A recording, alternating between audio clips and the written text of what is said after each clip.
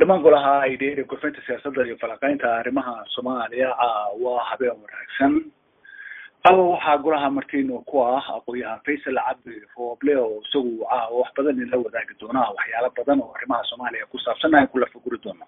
haddaba Faisal ku soo dhawow golaha ay dheeri gurfinta siyaasadda iyo falaqaynta arrimaha Soomaaliya waxaanu kaga mahadnaqaynaa waqtiga qaaliga ah siisay sida aad noo soo ajiibtay سؤال بعد ما هتسنت هاي سيدو كله أنا قلنا وكذا ما هاد علمي مرتقات كاست دسيسي إن فكرة ده هي اللي قايد صدق ترى عن كل أدل الرمان حساسي هذا التعليم أو إنه كون هذا الدون هذا ما سنتها فيصل سكر أنا كلام ما حدقنا فيصل وسأل سؤال مدوي كل جد بيه وحسودي شرف مرحبا مسؤولية الصومالية ده على الإمام القبلية هي دورة فدرال كأخ ولوجا ربي إن لوجا أحد صدق بالحلقة اللي قاعد يلا بكون اللي حتوان كمركز حكومة هذا الجستة وقتها تقدم هذا شرف بدن بعمل بدل وقفتي وجد بيتي كي مقدشوا هذا أيا وحكسوا بحر ورمتين اللي يمشي جايين صومالي دو أيكون شيء heshiiskaas la gaaray oo ay beesha caalamkuna ay taageertay inkastoo Puntland ay iyadu diiday maxaa kaaga soo baxay awaad ma tahay inta aanan mawduucayga u gelin runtii waxaan jecelahay inaan waqtigan ka faa'iideysto oon u tacsiyadeeyo ambassador Cabdullaahi Saciid Cusmaan oo runtii ahaa ninka matala ama wejiga diblomaasiyadda Soomaaliya ay soo lahayd ilaa 1960 oo arbacadii in dhaaftay ku geeriyooday dalkan Mareykanka tacsiisana aan rabay in laga qayb qaadataan in aad ugu dheeraa de horta mawduuca aad weydiisay oo ku saabsan arrintan bariyahan laga munaaqashoonay waxaan jeclaan lahaa sooyaalow bal horta in aynu sheekada ballaarino oo haddii go-aanka un aynu ku boodno anoo weliba go-aanka sheegi doono oo si degdeg oo kugu soo hormarin doona laakiin inaan waxyaabo badan la faguro oo siduu bahalkani ahaa iyo sida meesha lagu soo gaaray iyo muxuu ka dhigan yahay intaasoo dhan inaynu isla soo qaadnaa horta fiican keliya waxaan su-aashaada uga jawaabaya waxa weeye golaha madasha wadatashiga oo laga tashanayay arrimaha in lagu soo fogayo ee doorashada 2016 sidii loo qaban lahaa hadda muddo 6 biloodaba waa soo socday ilaa samarkii hadda ina dhaafay ilaa hadda dhowr shir baa la qabtay laakiin walba saddexda shir ee ugu cadcadaa waxay ahaayeen kii September dhacay meelahaas December iyo kan hadda go-aanka lagu gaaray marka istaba socodkaas oo dhan is-afgarashawaabaa dhacay mabdi'iyana laysla afgaran lahaa sidii loo abaari lahaa kooxa loo kala socday fakrado kala duwan la qabay ilaa hadda si lama filaan ah oo waqcad qaarkood dadka ku noqotay ma aha oo keliya Puntland in arrintani waqcad ay ku noqotay laakiin Soomaalida jecel in dib loo soo dhiso dalkii aniguba aan ku jiro in arrintani waqcad weyn oo ma ogtahay wax lama filaan ay nagu noqotay ayaan qabaa marka haddii aad tiraahdo bal taariikh naga sii geedi socodkan la soo maray waxaan jecelahay inaan taa idiin balballaariyo si lagu fahmo arrintaas Faisal bal go-aanka iyo arrinta waa tagi doonaa faahfaahin bal arrinta dadka golaha ku jira ku dhageysanaya bal kasi iyo geediga la soo maray adoo soo koobaya shirarkii hore ee xamar lagu qabtay waxa keliya oo la isku afkartay laguna gaaray meesha waxa aynu ku magacaawno principles of discussion ama geedi socodkaas wixii saldhigga u noqon lahaa iyo afkaartii oo ay ka ugu magac dheeraayeen ama ugu badnaayeen arrimaha ay ka mid tahay in dadku iska wada arkaan doorashada Soomaaliya dhici doonta in cid kastiba ku jirto in dawladaha gobolada iyo dawladda dhexe ay iska afkartaan in uu noqdo waxa af Ingiriisiga lagu yiraahdo inclusive ama dadkoo dhan ku jiraan in dumarku ku jiraan in democratic noqdo in uu Soomaaliya u dhaweeyo stepka labaad ama gacanta labaad ee u dhaweyn karta kii aynu ka gaabinay oo ahaa one man one vote ama hal cod hal shaksi. marka kaas principlekaasaa lagu gaaray. kii dambe ee runtii si fiican loo lafaguray oo la is arkay waxaynu nidhaahno tusta maxaad haysaa iyo maxaad haysaa, isna wuxuu ahaa kii shirkii December oo xamar lagu qabtay oo hay-ado badani kasoo qayb galeen. kaas waxa markaa isna laysasoo hordhigay bal qof kastiba niyadiisa dhinaca u jeedo iyo sida uu wax u dhigi lahaa iyo siduu geediga u socodsiin lahaa. Kismaayo iyadoo markaa la dareemay in dadku isku fikrada dhow yihiin, fikraduhuna markaa ay u badnaayeen marka laga reebo meelo yaryar oo keliya, fikradda weyne ay u badnayd in constitutionka wax lagu dabaqo laguna fariisiiyo. laba, in aan la diidanayn dadka meesha inta u badnayd nidaamka federaaliga ee ku salaysan degmooyinka iyo isteedada in sidaa wax lagu qaybsado, inkastoo ay dhibaato yari jireen yaa stateka yaa isla eg stateka, laakiin taasna waxaa la rabay sidii loo turxaan bixin lahaa in loo turxaan bixiyo. wejiga hore cod keliya ayaa adkaa oo diidanaa nidaamka federaaliga oo ku dootamayay isagu 4.5, laakiin xulifadaas markii dambe way ballaaratay oo 3 bay noqotay. Kismaayo markii la tegay markaa waxaa loo kala jabay fikradihii, ma aha dad iyo shaksi, laakiin fikradihii waxay u kala diishubteen 2 ceel. ceelka koowaad wuxuu ahaa ceelkaa odhanaya aynu ku maalo geedi socodka fakirka ku salaysan sharciga iyo constitutionka, kaasoo waddo qeexan u qoraya in Soomaali maanta kaga talowda nidaamka qabiiliga. ceelka kale oo sidii hore uu xamar ahaa ka ballaaday kana diiranaaday markan wuxuu isna noqday in ay tii qabiiliga ay ku soo markaas Kismaayo waxaa la iskula yimid fikrado gaadhaya ilaa 10 fikradood. weliba ha u bateen dadka 10kaa fikradood soo jeedinaya qoladii aan u bixiyey anigu constitutionalist ama kuwii ku dootamayay in sharciga wax lagu dejiyo oo markaa u cadcadaayeen Jubbaland iyo Puntland. ilaa 8 nidaam oo la israacin karo regionka iyo stateka districtga oo tirada la qaybinayo oo upperka house 54 yahay, aqalka hoosena uu 275 yahay, oo 5 weji leh. haddii markaa waqti aan heli lahaa waan la qaybsan lahaa, laakiin intaasay soo bandhigeen. qoladii qabiiligu markii hore meeshay taagnaayeen wayba ka soo durkeen oo narrow ama way ka soo dhuubnaadeen, way iska soo ururiyeen. waxay sheekadii noqotay nidaamkii uu 6 bilood ka horow uu Mike Bryden u qoray jilla Soomaaliya oo ahaa isku dhaf qabiil iyo 4.5 iyo deegaan, oo deegaanka aqalka sare uu noqdo 4.5 uu noqdo xagga hoose oo 275 ayay isugu soo biyashubteen. kooxda markaa magac haddaan sheego sidii loo kala miirmay waxay noqotay Puntland iyo Jubbaland oo iyagu noqday in ay waxooda ku saleeyaan nidaamkaas constitutionka iyo deegaanka iyo districtiga, iyo villa Soomaaliya ha ugu cadcadaaneen madaxweynaha iyo prime ministerka, South West iyo galmudug oo iyadu teedu aanay waxba surprise ahayn in ay ku dhageen nidaamka aan sheegay ee qabiiliga iyo degmada isku dhafan. waxaan jeclahay inaan idinla qaybsado oo kale oo arrimaha maanta taagan tooshka saaraya.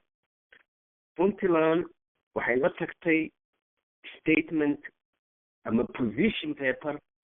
xamar hadda markay tageen ka warbixinaya sida ay u wajahayaan arrintan oo ahaa aqalka sare in lagu qaybsado qodobka 72 ee articleka ku yaal constitutionka oo odhanaya 54ka in lagu qaybsado regionada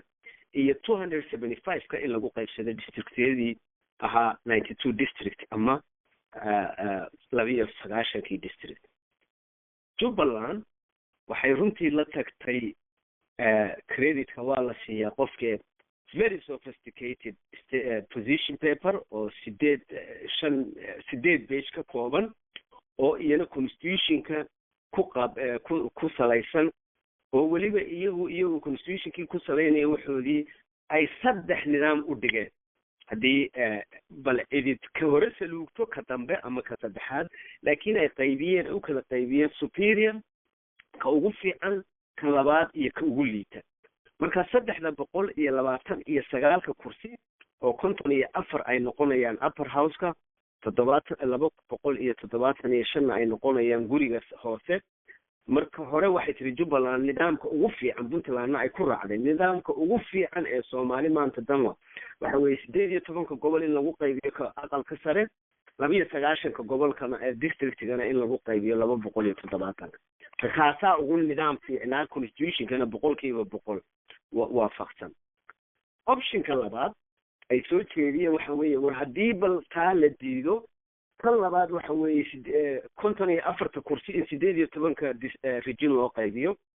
270 in la kala jabiyo 275 in la kala jabiyo oo districtiga lagu soo doorto 184 minority groups-ka la siiyo 31 dumarka la siiyo 60 marka 270 bay sii fasireen si dad badan ay meeshii u soo galaan laakiin weli districtigii una war taa haddii la diido bay hadana yidhaahdeen waxa kale oo ku talinaynaa 329 in 54 region lagu qaybiyo 275 district laakiin ka districtiga in hadana isna la sarrifo oo bal 184 districtiga loo daayo lagu doorto 91 soo hadhana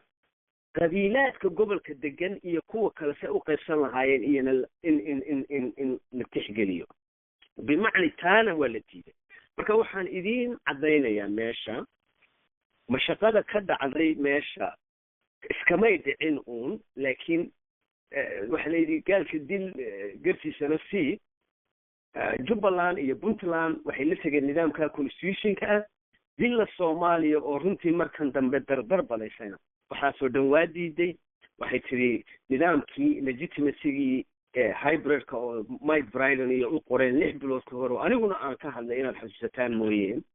ka haddii la qaadan meesha waa lagu kala kacayaa madaxweynuhu wakii ka dhoofay laakiin shir baa dhex maray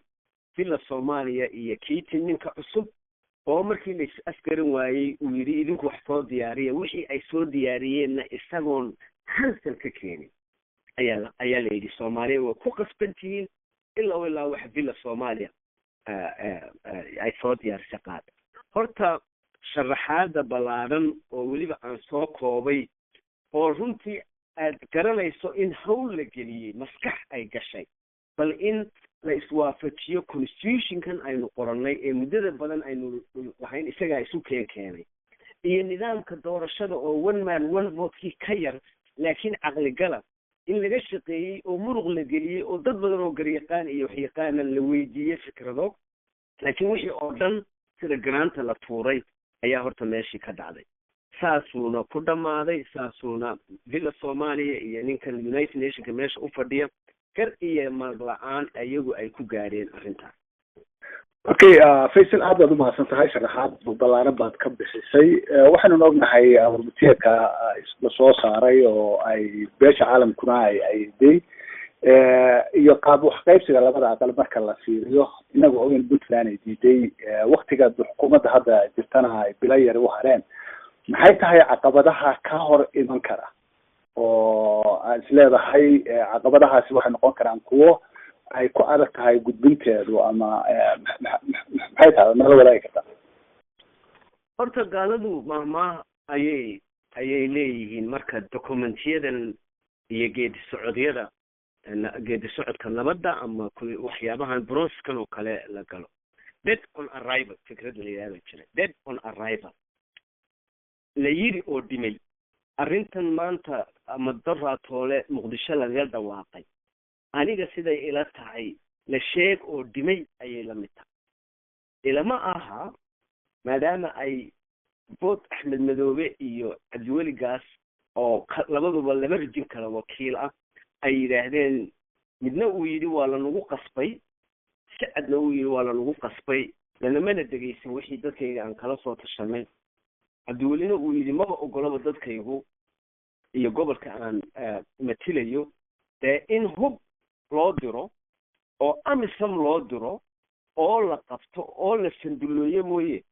uma arka anigu nidaam ay ku qaadan karaan haddaana iyagu isbedelin haddii waxaynaan ogeyn aanu jirin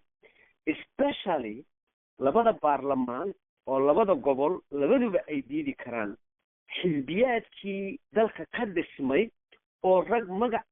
magacooda aada loo yaqaano oo rajada weyn aynu maanta qabnay in dalka xisbiyadu ay fikrad ka dhiibtaan ahayd ay diideen nidaamkan oo baarlamaankii diideen bal cidda intay puntland u dirto kaarayaan odhanaysa sankaanu idinku duleynayna baynu u fadhinaa iyo somaliland oo iyanada sheekadu ku jirta dee sida aad ogtihiin marka anigu haddii aanay jid kale inoo bixin waa gartay faysal aad baad umahadsan tahay ma maqlaysaa faysal faysal ha ku maqlaya xoogaa telefoonka yara gogaaya aad baa ku maqlaya waa garanay sharaxaadna waad ka bixisay laakiin hadda maxay tahay faa'iidada iyo waxa uga dhigi karaa ama uga dhalan karaa hadda dawladda federaalka ah ee go-aankan ama inkastuusa go-aan ahayn warmurtiyeedkan hadda ay soo saareen ee aqalka hoose in qaab 4.5 lagu qaybiyo aqalka sarena lagu qaybiyo maamul goboleed maxay tahay faa'iidada iyagu ay ka heli karaan horta aan glad inaad weydiisay dawladdu waxay ka taa wey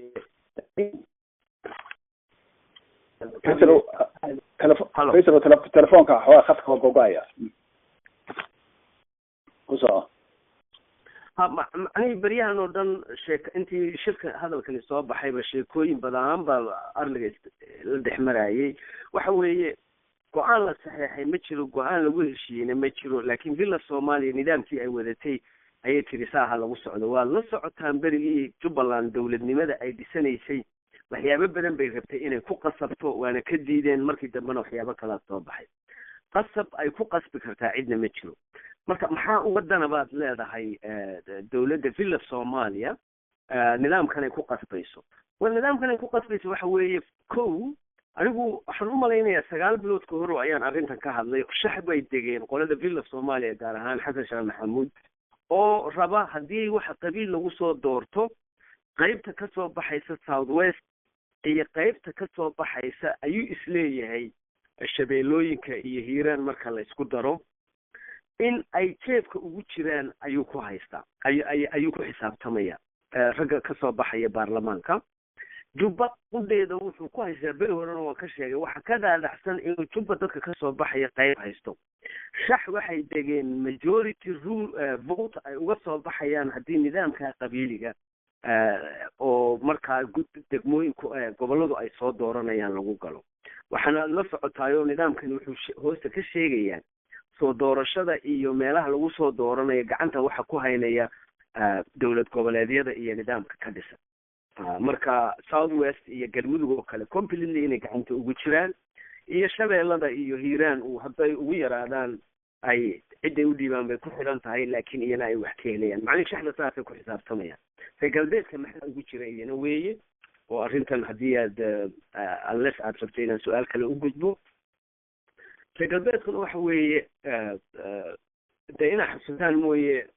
anigu muddo idil waxaan qabay 2013kiina maqaalan ka qoray aan leeyahay the new deal of Somalia waa indirect rule waxa indirect rule layda waxa weeye dalalka gumaysiga ama dalalka deeq-bixiyayaashu waxay u dhiibaan awoodaha dalalka dumay ama soft states waxa layidhaha dadyow daciifa oo middle classka ka soo baxay oo danaha dalalkaasi ay wadaan aad u wadi kara xasan sheekh maxamuud iyo particularly si gaar ahaan cumar cabdirashiid waxay u arkaan dad daciifiina oo lagu awrkacsan karo oo wax alla wixii dalalka jaarka iyo dalalkan deeq-bixiyaashu ay rabaan ay ka marka iyagu dankama le runtii in ummadda soomaaliyeed ay taaba gasho oo jid fiican qaadato waxa u dan ah waxa la yidhaahdo experience wax degdega oo dharti ah laakiin lagu hawlgeli karo marka arrintan waxay u arkeen ayagoo og 60 milyan constitutionkii ay ku bixiyeen in arrintani aanay waafaqsanayn waqtigiina ka dhacayo waxay door bideen nidaam ay villa Soomaaliya ogoshahay una shaabadeeyaan wixii ka suuroobaya ha ka suuroobaan haddii gobollada iyo muqdisho ay isku xidhnaan waayaan danka mala qoladan internationalku as long as ay dawlad ay la shaqeeyaan iyo shakhsiyaad ay la sheekaysan karaan waxna la qaban karaan ay meesha joogaan. marka laba jin ama laba shaydaan, what they call two devils, ma shaydaan caadi laakiin laba gacmood oo xaqdarro ah ayaa isa salaamay waxaan la hirgelin. okay, aad baad mahadsan tahay Faisal. laakiin sida dowladda laftigeedu ay sheegayso nidaamkan hadda la qaatay waxa uu ku egyahay ilaa 2020 ma kula tahay nidaamkani in uu noqon karo nidaam isagu u horseedi karaa Soomaaliya in codkii iyo qof in lagu gaaro? horta nimayo sheekadan aad baan u maqmaqlaa even qolyaha 4.5 sheeganaya dalkii sharci buu urtay. haddii sharciga ninka bilayska askariga ah uu jabiyo uu nin Soomaali caadi uu sharci darre ku dilayo, iyo haddii dalkii ilaa aad caterpillar ama cagaf aad dul marinayso adoo sharciga ku tuman horta isku mid. haddaa xasuustataan garan maayo, laakiin inqilaabkii maxamed ziyaad bare dowladdiisu markay dhacday ragga waxa qoraan waxay ku xisaabtamayeen dowlad dimuqraati ah oo constitution leh oo sharci leh ayaa mar keliya la inqilaabay, parliamentariankii la xirxiray, wasiiradii la xirxiray, berigiina kabaynaan soo kaba. the same thing ba maanta dhacay. constitution guidance leh oo si fiican inoogu qeexaya maanta inagoo weliba nadiifa sidaynu 2020 ku gaadhi lahayd ayaa hortaada lagu jarjaraya, ayaa hortaada lagu abuse garaynaya. markaasaa waxaanu leenahay war maynu heshiino. seebaad ku heshiin kartaa haddaanad lahayn wax sal u noqon kara heshiintii? marka arrintani ka weyn Puntland baa duday iyo Jubaland baa yeeshay iyo wax loo sadbadiyey galmudug iyo sheekadu caynkaama. sheekadu waxa weeye dadkii hore ee ummadan baabi'iyey baynu weli dabaheedii. for example waxaa kamid waxaan inaan sharciba aanu ahayn oo muqdisho maanta waxa ku nool 1 milyan iyo bar wax dad gaaraya oo Soomaali oo dhan ah, ma aha reer keliya, Soomaali oo dhan ah. naqshadan hadda laynoo dejiyey where does it fit? xagebay muqdisho kaga jirtaa? kuma jirto. dadkan la leeyahay Somaliland baa laga keenayaa oy masilayaan, waxaad ogtahay inaanu midkoodna Hargeysa tegi karin, una islaan ceel u qodi karin, arabsiyo ag joogta. waa maxay waxay ku qabanayaan? marka macna waxaan ka wadaa wixii oo dhan baa wuxuuna ahayn wax constitutionkii ku xidhan, wax sharci ku socda. berrina bilaa sharcigaasa la dejinaya. maanta anigu haddaan idhaahdo maanta xasan sheekh maxamuud wuxuu adiga madaxweyne kugu yahay waxa weeye maalintii la doortay ee baarlamaankii 4.5 aynu kusoo xulanay uu yidhi ninkaasaanu dooranay, giddigan gacantaynu taagnay. wadannimada iyo sharciga iyo dalku waa nooca. laakiin dalku ma qaato mana qaadan karo. inuu qaatana maaha adigoo nool oon riyoonayn in constitutionkii iyo sharcigii la dumiyo. black americanku 400 oo sano ayay sugayeen in constitutionku si buuxa u soo gaadho madaxweyne uu ka noqdo. war haddaynu leenahay nidaam baa inoo yaala laakiin waxyaabaha ka dhiman, af ingiriisida waxa loogu yidhahda amendment, kordhin ayaa u furan nidaamka iyo constitutionka meesha inoo yaala. 4 sanaynu haysanay waynu kordhin karay. even kordhintu waxay qaadataa sooyaalow 90 days. public hearingka inta laga furayo haddaynu leenahay cid baa ku godoan ama goboladaasi aan isku raacsanayn, amendment baa lagu samayn karaa, vote baynu u qaadi karnaa, waynu hirgelin karnaa. laakiin maalinba maalinta ka dambaysa 4 TV Soomaaliya shaaha ku cabta waxa ummadda rabta inay afduubto sharci jeebada ha kala soo baxaan. I don't think taasi inay Soomaaliya soo celinayso. waxaanay ku soo celinaynood maanta u jeedaan 1991 iyo maanta fogaanshaha dadka Puntland anigu waxay ila tahay inay isku mid yihiin. marka laga saaro shakhsiyaad iyaga inta lacag loo soo diibo la soo diro la yidhaahdo dadkii soo dejiya, laakiin shucuurta maanta sidaan u arkaa meel xun bay taala. berrina waxa ku xigtay muqdisho oo dadkii banaadiriga iyo dadkaasoo dhan iyo dadkan muqdisho ku nool maanta sheekadooda 4.5 loogu qaybiyo la yidhi. macnaheed ninka u dhashay muqdisho iyo nin kale oo meel kale ka imanaya yaa helaya weeye boodkiisa. marka taa kugu daalin maayo, laakiin waxaan kuu sheegayaa dalku inuu dumiyo sharcigiisa dani uguma jiro. aad bay mahadsan tahay Faisal. sidaan la socono puntland iyo dowladda federaalka ah khilaaf soo kala dhex gala oo weliba ku saabsan arrimaha federaala iyo arrimaha ku saabsan xanaanka soomaaliya uguma horeysa hadda marar badan bay dhacday wafdi ka socda dowladda federaalka ee beesha caalamkuba muddo dhowr jeer bay tageen puntland oo heshiisyo ay la saxiixdeen maxay kaga duwanaanaysaa hadday hadda tagaan oo heshiis ay la soo galaan ama gurgurtan la soo sameeyaan maxayse kula gurgurtami karaan wallahi wax kastaba waa dhici karaa laakiin arrintani waxay caddaysay iyo waxa maanta inoo soo baxay puntland qudheedu in ay cambaareyn badan iyo canaan badan leedahay in madaxweyne cabdiweligaas uu aad iyo aad caloolyow badan muujiyey 7 jeer uu ku noqnoqday muqdisho waqti gaaban gudahood isagoo inta badan lagu xadgudbay isagoo waxba roolkii la rabay dawladdiisu aanay ka ciyaarin arrinta galmudug sidii loola xaajoon lahaa oo markaa godololo badan laga arkay puntland in ay waxa ingiriisiga la yiraahdo lip service uu samayso ama ay afgobaadsi ku naaxiso arrinta constitutionka hadda cabdiweli arrimo culus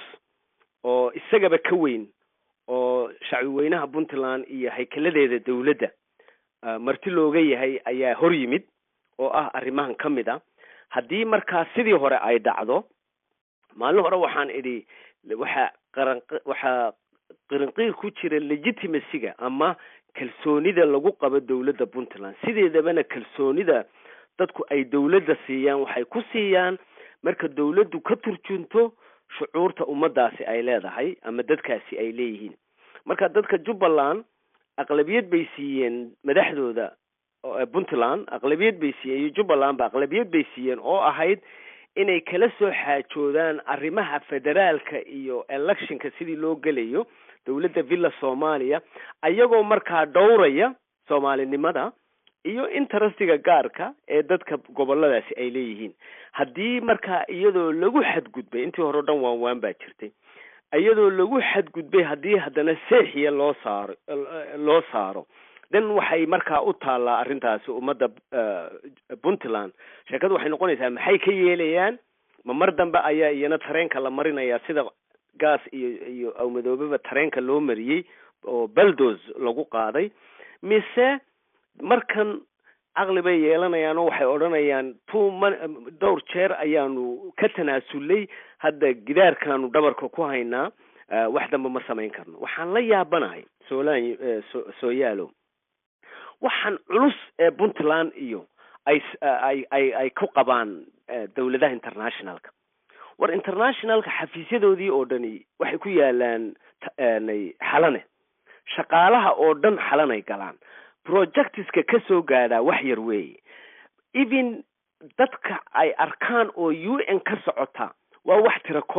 faraha lagu tirin karo habrashadan ay u habranayaan ay kulbaleeyeen international waxaynaan ogeyn baa jira malacaga aynaan ogeyn oo dadkan la siiyaa jira isla markaana inaga la inoo sheego waxba kuma qabna adduunyada marka hadda waqti xasaasi ah la gaaray waqti waxaan u malaynayaa madaxda puntland lala xisaabtamaya la gaaray waayo intii hore dhan waa loo sadbadinayay inuu ku noqnoqdo cabdiweli aad iyo aad baa dadka inkastoo sidaad ku adba aad aragtay bariyahan dambe ummadani way soo kala furfurmaysay haddii markaa furfurashadani ka dhacdo berina waxaad arki doontaa isagoo nin xamar laga soo diray uu kula dootamayo nin kaloo wasiir puntland garowe dhexdeeda taasina ma foga haddaanay iska moosin bimacna waxa weeye federalismku hadda caaw waxaan eegayay intaan idinku soo diyaargaroobayay inta qodob ee federaalka ku jirta constitutionka ee dawladda muqdisho ku xadgudubtay markaan tiradii gaari waayay baan iska joojiyey laakiin intaan idiin soo qaaday waxa weeye qodobka 50aad qodobka 40 iyo 54 qodobka 49 qodobka 72 iyo qodobo badan oo kale oo intaba qodobka 47 intaba ay ku xadgudbayso dawladda federaalku bimacna federaalku dawladda dhexe oo kaliya ta awood ma siiyo goboladana awood buu siiyaa where is their power dadkan aynu gobolada dhiganay aynu niri federaal baynu doonanay ee constitutionku iyagana qayb siiyey ma waxay wax kasta ugu habranayaan internationalka sidaan yidhi arrintaasi lama qaadan karo ummadda Soomaaliyeed dan uma leh dan uma aha Soomaali weyn oo dhanna dan uma aha kuwa gobolkana dan uma aha marka waxaynu uga fadhinaa puntland waxaan maqlayaa hadda prime ministerka ayaa haddana lasoo dirayaa oo in fact waa arrin aad iyo aad u xiisa leh aynu rabno inaynu fiirino marka aynu natiijadeedu soo baxdana waxaan jeclahay inaynu ka wada sheekaysano aad baad umahadsan tahay laakiin warmurteedkan soo baxay beesha caalamkuna taageertay golaha ammaankuna uu wax ka soo saaray waxaa ka muuqatay in ay u dhigayeen qaab in dadka soomaalidu ay isku raacsan yihiin waxaana muuqata inaan dadka soomaaliyeed aysan isku raacsanayn oo maamul goboleedka puntland uu isagu diiday marka xaggee wax ka khaldan yihiin waxay wax ka khaldan yihiin horta waxaynu rabnaa inaynu ogaano sida ay u wada shaqeeyaan hay-adahan qaramada midoobay iyo dawlad sovereign ama xor ah oo Soomaaliya oo at least xor lagu tilmaamay calankeediina taagan yahay inkastay soft state tahay ama dawlad jabtay ay tahay Keating waa ninkan meesha la keenay waa sidii nin adiga iyo anigoo kala oo hay-ad NGO ah oo laakiin lacag leh oo xoog leh ay meesha geysatay weligii kama hor imanayo waxa ay dawladda federal ku wadato wax markay yimaadaan isqabad federaalka iyo dawladda iyo gobolladuna hadii jeer wuxuu la safanayaa dawladda because ninkani waa diplomatic immunity buu leeyahay oo dawladdu marti u yahay uma aha marti Jubbaland uma aha Puntland uma aha Galmudug uma aha South West villa Soomaaliya marti u yahay maalinta ay garan waayaan Umar Cabdirashiid iyo Xasan Sheekh Maxamuudna warqadaha intay ka tiriyaan bay leeyihiin kala hal noo keeno marka horta relationkaas ka dhaxeeya UN to one non country entity dal maaha laakiin waa hay-ad ayada qudheedu inkastay gacan xoog la leedahay laakiin awoodaheedu waa advisory waxbay la talin kartaa mooye waxma samee marka waxaan ay akhriyaan oo dhan waa agajuglayn waa ka cabsiin waa dadkan la gartay in ay because hadday cid qasbi karayaan Somaliland bay qasbi lahaayeen 25 years ay lahaayeen dalka Soomaaliyeed waa mid waad ogtahay oo maalin kasta Somaliland kuwa UN ta ka shaqeeya way saartaa why Puntland cannot do that laakiin Puntland mid baa haysata aanay Somaliland lahayn Puntland dibta haysata waxa weeye reer Puntland ayaa 4 meelood u kala socda the same people Abdiweli Gaas la sheekaysta habeenkii ayaa maalintii Umar Cabdirashiid xafiiskiisa fadhiya shakhsiyadna aanu u naqaano marka qoliyaha Puntland ilaahay cudurkaas ayuu geliyay cudurkaasina wuxuu keenayaa xumaan ma keenayo laakiin wuxuu keenayaa weakness sideedaba waxa weeye middle classka ama dabaqada sare ee hamiga siyaasadeed leh waa la exploit gareeyaa waa laga faa'iideystaa maanta qoliyaha Puntland ka soo jeeda waxa weeye half of them because they are out for sale ninkii jeeb room bay raacayaan unfortunately idinkana waa ogtiin anna waa ogahay marka bimacna waxa weeye Somaliland taasa ku yar way jiraan Somaliland here and there laakiin wax cunahan wax raadinaya ee maalin xamar ka dhacaya maalin Puntland jooga kuma badna Somaliland marka dadkaas laga faa'iideysanaya therefore waxaan u malaynayaa hadda this time in ay kala miirmayaan macnihii wixii awal isku jiray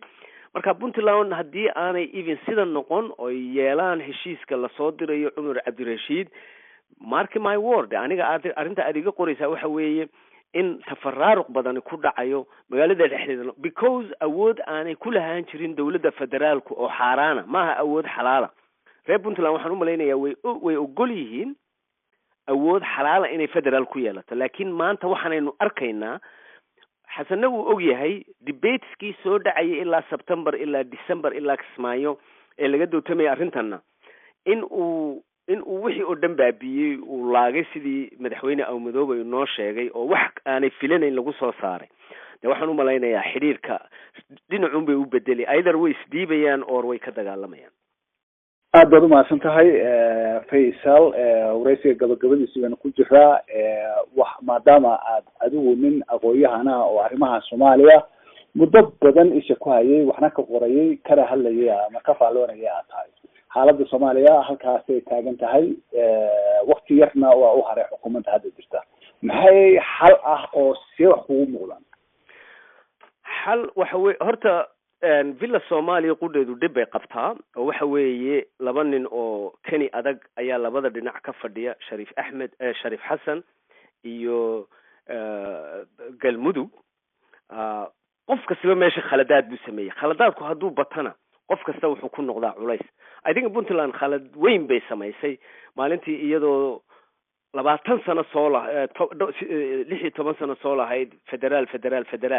maalintii ay yeeleen in galmudug oo sharcigii buuxinayn in ay u istiraafaan horta maalintaa khalad bay sameeyeen maalintaas arrin waa ka fakatay bimacni